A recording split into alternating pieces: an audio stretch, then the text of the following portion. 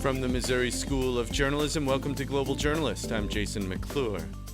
The Winter Olympics in Pyeongchang, South Korea kicked off Wednesday with biathlon, luge, and ski jumping. But as is sometimes the case with the Olympics, these games may be remembered for more than just who can ski the fastest or skate the most beautifully.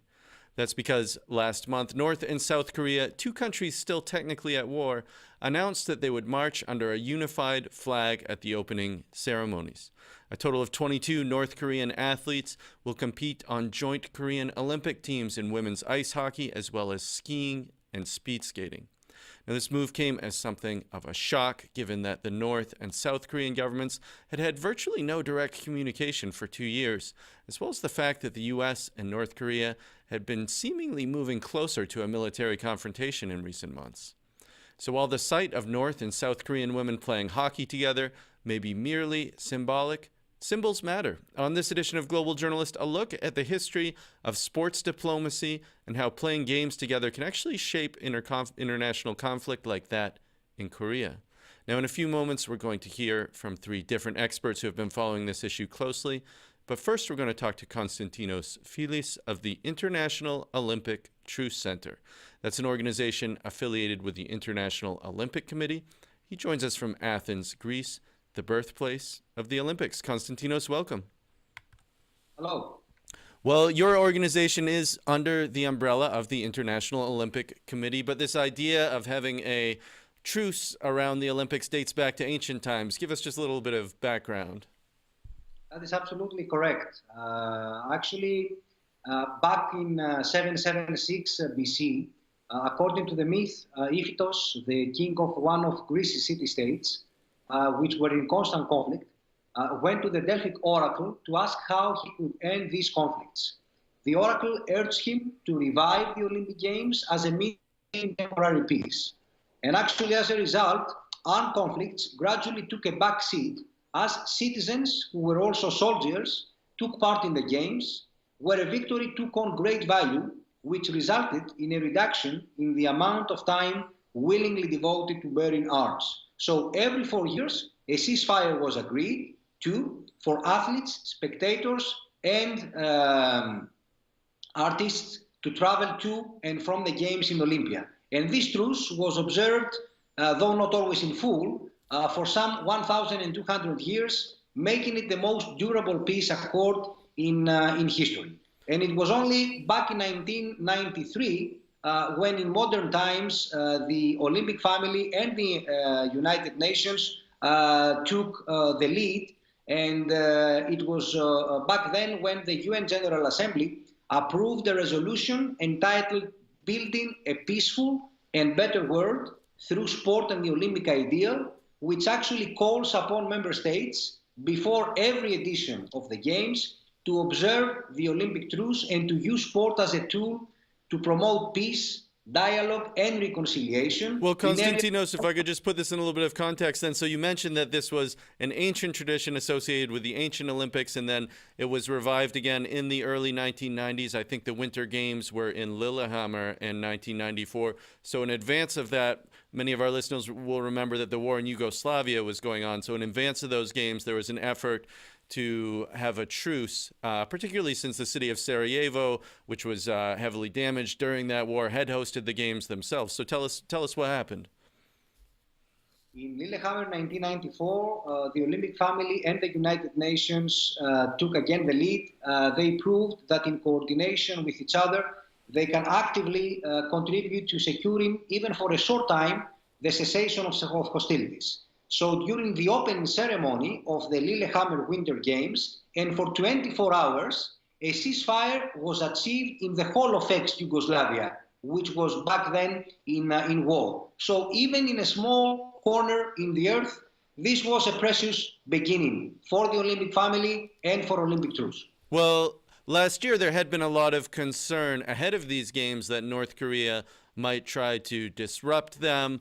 Pyeongchang is only about 80 kilometers, about 50 miles from the North Korean border. So how did the Olympic movement play a role in trying to ensure that wouldn't happen? We often underestimate the power of sport to bridge differences. if not to resolve them altogether. In the case of an issue as complex and difficult as that of the Korean Peninsula, which involves regional and international interest, competition between big powers, the risk of nuclear war, the upcoming Winter Olympic Games provided an opportunity for the two Koreas to come to the table for talks after an uneasy hiatus of about 2 years, as we mentioned in the beginning. And they certainly not going to settle all their differences, but they will enable the two sides to come closer together, de-escalate tensions, at least for a short time, and bear witness to the beneficial consequences of peace, as opposed to the risks of involved in sustaining any potential for conflict. So the opportunity of the Olympic Games may serve as a springboard for talks on thornier issues, provided the two sides show the requisite political will. But regardless of the result, we should reflect on the fact that if it weren't for the milestone of the Pyeongchang Winter Olympic Games this February, there would not have been an occasion for the dialogue between Seoul and Pyongyang. So in other words, then, because the two sides are able to talk about something small like a sporting event, in other words, you're saying that may foster some potential benefits down the road on more serious issues. Exactly. And this is the vast importance of a ceasefire in war zones, or of an attempt to bring sides closer. Because if only for 16 days, that is the duration of the Olympic Games, we are provided with an opportunity to come to realize that it is better to be in a peaceful and live in a peaceful environment, rather than choose the road of hostilities and of conflict. I think that this is the spirit, but also the real essence of Olympic truce. Olympic truce is a step towards peace. Olympic truce does not bring peace, but it creates the necessary conditions for the sides that are involved in conflict or that are concerned about each other's intentions to come to the table and realize the benefits of improving their ties, rather than the dire consequences of risking being at war. Well, Konstantinos Filis, thanks so much for joining us. Thank you. A reminder that you're tuned into Global Journalist. I'm Jason McClure. As millions of people are set to watch athletes from North and South Korea competing together under the same flag at the Winter Games in Pyeongchang, we're discussing the role of international sporting events in diplomacy. Now, to broaden our discussion, we're going to bring in three other people who have been following events on the Korean Peninsula. Joining us from Washington, D.C. is Scott Snyder. He's a senior fellow for Korean Studies at the Council on Foreign Relations. His new book, South Korea at the Crossroads, was published last month. And in Brighton, England, is Udo Merkel. He's a senior lecturer in events management at the University of Brighton, where he does research on the political and societal impact of major international sporting events. And in Los Angeles is Gail Lemon. She's a journalist and an adjunct senior fellow at the Council on Foreign Relations. She wrote a recent article for CNN called Olympic Diplomacy Could Solve the Korea Crisis. Welcome to all of you. Let me start with you, Scott Snyder. Talk to us just a little bit about this rapprochement, this engagement between South Korea and North Korea. What are the potential benefits to the two sides playing hockey together, marching together under the same flag? Sure, Jason. Well, initially what we've seen is a kind of limited time only break in inter-Korean tensions. And now, of course, we have hundreds of North Koreans in various capacities in South Korea for the Olympic Games. The real payoff, I think, in terms of the potential impact of Olympic diplomacy on the inter-Korean conflict is likely to occur in the context of a high-level delegation visit from Pyongyang for the opening ceremonies over the course of the next 48 hours. That delegation is led by the nominal head of state, Kim Young-nam, and it includes Kim Jong-un's sister, Kim Yo-jong. And so this would represent the highest level official contact between the two Koreas that we've seen. We've never seen, actually, a member of the Kim family from North Korea coming to South Korea. So that aspect of it will certainly be unprecedented. Well, And I think the critical question is whether or not the South Koreans can create a bridge for dialogue, especially with the United States. Well, Udo Merkel, we heard Scott Snyder talking about this visit as being a potential bridge for dialogue here. There has been something of a history of attempts at cooperation between North Korea and South Korea around international sporting events. What can you tell us about that? Well, this history goes back about 10 years, and it was the period between 1998 and 2008 when the South had a very distinctive foreign policy towards the North, which was based on engagement and rapprochement. And during that period of time, there were actually a number of serious talks, negotiations with the North. And one of the outcomes was several programs that involved cultural exchanges and also sport exchanges.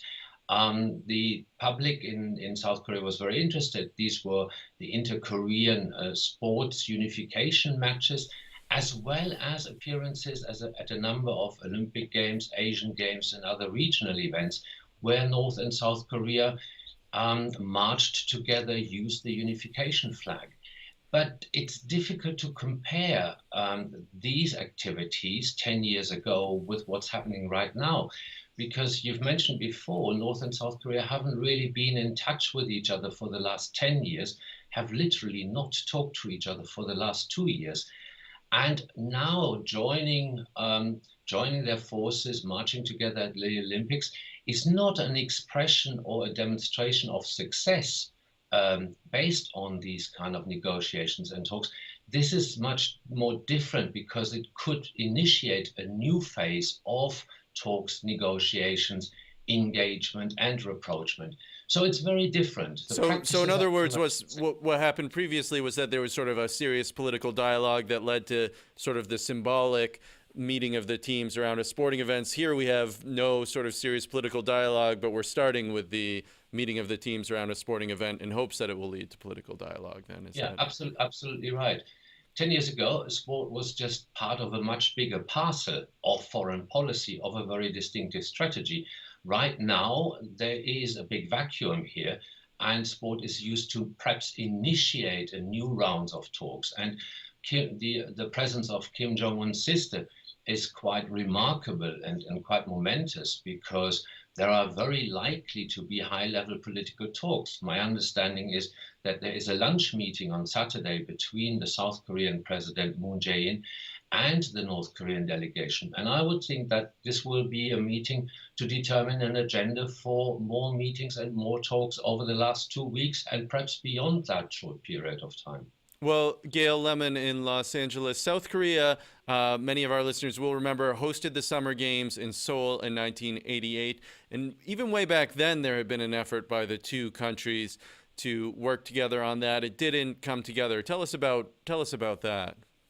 There's some extraordinary documents about how the last time around in 1988, there was a lot of discussion about the North's role and who would host events. Where they would be held, would there be jointly hosted events? What would that look like? I'm sorry, Gail, we're getting a lot of feedback on your line here. We'll come right back to you. But Scott Snyder, let me turn this to you. Talk to us about where this initiative leaves the United States. The U.S. has been pushing for, I think Vice President Pence called them toughest ever sanctions on North Korea. Now we see South Korea saying, hey, North Korea, let's play hockey together. Yeah, there's a risk that the U.S. and South Korea can be perceived as on different pages here, because the United States, the Trump administration, is really just in the middle of launching an international maximum pressure campaign against North Korea that is designed to drive North Korea back to negotiations. And the Olympics at present look like they could be an extension of a kind of propaganda war between the U.S. And North Korea.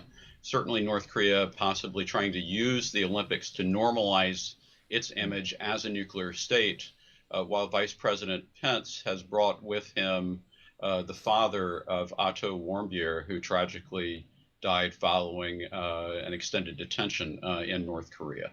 And Vice President Pence is focusing on North Korea's egregious human rights record. Well, Udo Merkel, give us your sense about where the U.S. is left in all this. Do you see things the same way as Scott? Yeah, partly I do. But I think the political agenda attached to participating in the Winter Olympics this year, or North Korea's political agenda attached to it, is a little bit more complex because, of course, this is a charm offensive. Of course, this is a public relations opportunity. But I think what the North Korean regime is also keen to find out whether Moon Jae-in, the South Korean president, was actually serious when he initially suggested to send a unified team to the Winter Olympics. That suggestion was made last year in June, and obviously it took Kim Jong-un about 6 months to respond to it.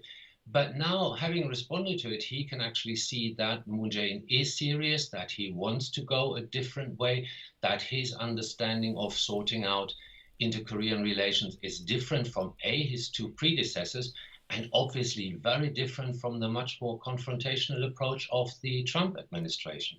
And Udo Merkel, before we lost Gail, she was talking about the Seoul Olympics in 1988 and how sports had been, there was an effort at that time for the two Koreas to work together to host those games. It didn't work out. Tell us about that episode. Is it at all instructive for what's happening today? No, I don't think we can actually compare the 1988 Olympics with the 2018, because the 1970s and 1980s were very much characterized by this struggle of both Koreas to be accepted as the legitimate representative of the Korean people.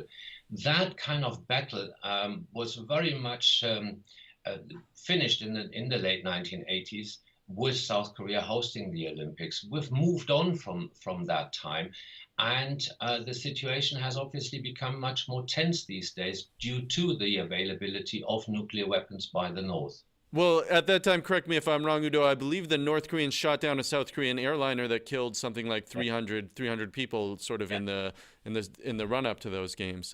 But Scott Snyder, let me turn this back to you. There was an interesting article recently in the New York Times highlighting the fact that young people in South Korea, especially people in their 20s, sort of don't support this joint Olympic effort. They're not that interested in unification with the North.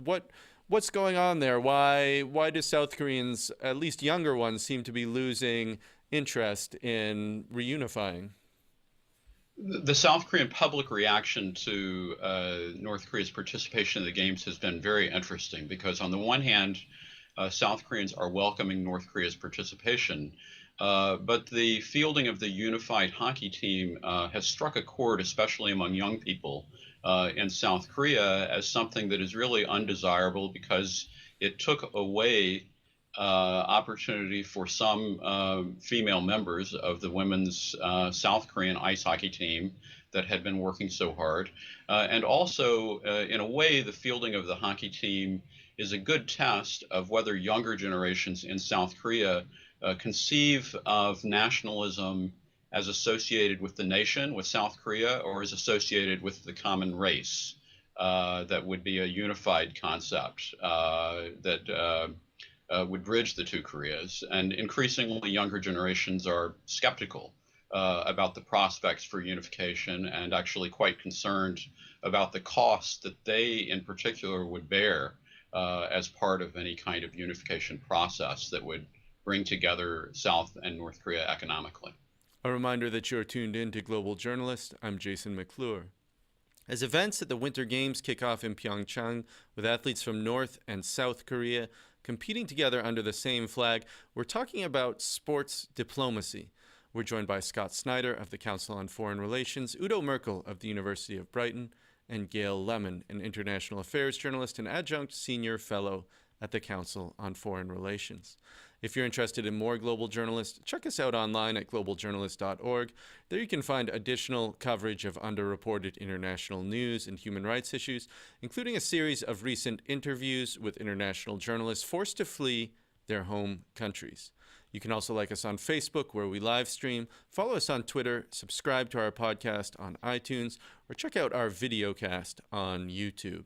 And Udo Merkel, if I could go to you, Now, we heard earlier in the show Konstantinos Filis talking about international sporting events as being a forum having the potential to create peace and peace talks in different areas of conflict. Historically, I think there are also a number of incidents where the Olympics or other international sporting events have been used to sort of increase tensions in some way. What can you tell us about that? Yeah, I fully agree with Konstantinos that sport, of course, has the potential to build bridges, to bring people together. But that is a double-edged sword, which means the other side is that sport is also very divisive by the pure nature that it is competitive, which leads to winners and losers. That is divisive. Sport is quite often accompanied by racism, which is very divisive. There's a lot of sexism in the world of sport.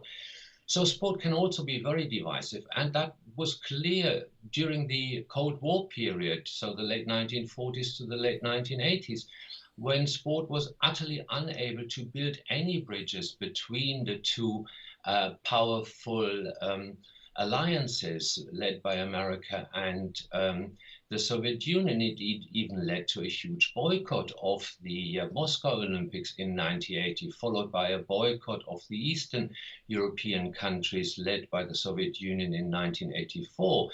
We have individual events like the football war in Central America in 1969, where at the end of a football match, although there were lots of other factors, Honduras and El Salvador started a war against each other. So sport has the potential to bring people together, and yet quite often the evidence is, and the reality is, that it can also be very, very divisive. Scott Snyder, if I could go back to you, do you get the sense that North Korea is being rewarded in some way, given the fact that its nuclear program has advanced very rapidly over the past year or two? I mean, it was just a few months ago that there was a long-range intercontinental ballistic missile that was launched out into the Pacific. I think the verdict is out really on what the impact longer term of North Korea's participation in the games is going to be. There's a great risk at this point that what we're going to see is just a temporary pause, and then in April, a resumption of tensions and a resumption of both U.S. ROK military exercises and North Korean missile tests that could ramp up tensions again between the U.S. and North Korea. And so, in a way, that would be a missed opportunity. Unfortunately, this particular pause so far has not been accompanied by any kind of change in position or trajectory on the part of either North Korea or the United States over this issue of denuclearization. Well, Udo Merkel, you follow sort of the international Olympic movement quite closely. The International Olympic Committee has been under a lot of scrutiny, received a lot of criticism in recent months, particularly for the way that it's handled the sort of state-sponsored doping allegations against Russia. The IOC is under investigation in the United States by the Justice Department over, I think, racketeering and bribery allegations surrounding the awarding of games. Talk to us just a bit about what's at stake for the Olympic movement in these games. Well, the International Olympic Committee obviously has a number of minor and major problems on their hands right now. You've mentioned one of them, which is the state-sponsored performance-enhancing drugs use of Russian athletes. But there's a second bigger issue, because the interest in hosting mega sports events such as the Olympic Games has decreased considerably over the last few years, because more and more countries and people have actually realized that quite often they don't deliver the benefits politicians and other people who are responsible actually promise them. So when the news came out that North Korea would actually participate in the Pyeongchang Olympics, that was great news for the IOC too, insofar as the kind of reputation of the International Olympic Committee, as well as the Olympic Games, was clearly improving. Here we have evidence that events can actually produce legacies, lasting legacies, can make a difference to the rest of the world. So I'm pretty sure that the IOC was delighted about the news which Kim Jong-un communicated to the rest of the world in his New Year's speech.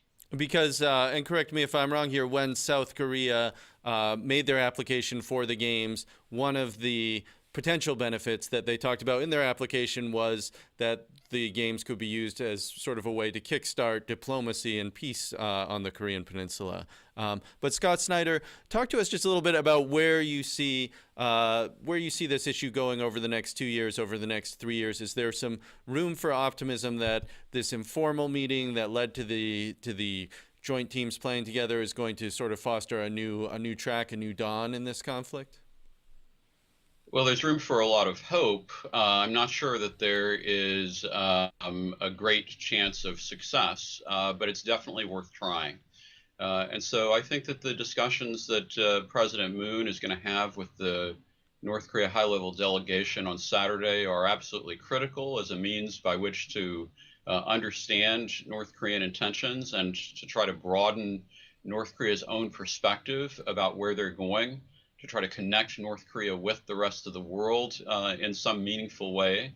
And the fact that there is a flurry of diplomacy around the opening and closing ceremonies, just in terms of the presence of different leaders, provides additional opportunities to try to cement that set of channels that really were non-existent up until last month, when the North Korean leader indicated a willingness to join and participate and maintain a peaceful environment surrounding the Games themselves. And Scott, if I could stay with you, our time does grow short, but that North Korean delegation you mentioned, one of the people heading it is Kim Yo-jong, the sister of Kim Jong-un. She's herself kind of a mysterious figure. What do we know about her? Well, she's been involved in really helping to promote Kim Jong-un's image, and she's been doing a lot of behind-the-scenes work in order to help with critical events inside North Korea that promote his leadership. Her critical attribute as part of this delegation is simply that she's directly related to Kim Jong-un, and therefore she will be able, I think, to provide a frank and accurate assessment to her brother of what she learns as a result of her participation in the opening ceremonies and other events. That's going to do it for this edition of Global Journalist, a production of the Reynolds Journalism Institute at the Missouri School of Journalism and KBIA Mid-Missouri Public Radio. Our assistant producers this week are Lily Cusack and Hunter Bassler, with supervising producer Raina Sims. Juan Choi is our visual editor, Aaron Hay is audio engineer, Travis McMillan is director. For all of us at Global Journalist, I'm Jason McClure. We'll leave you with a clip of the Korean folk song Arirang. Now, this is the song the North and South Korean athletes are marching to together during the opening ceremonies of the Winter Games.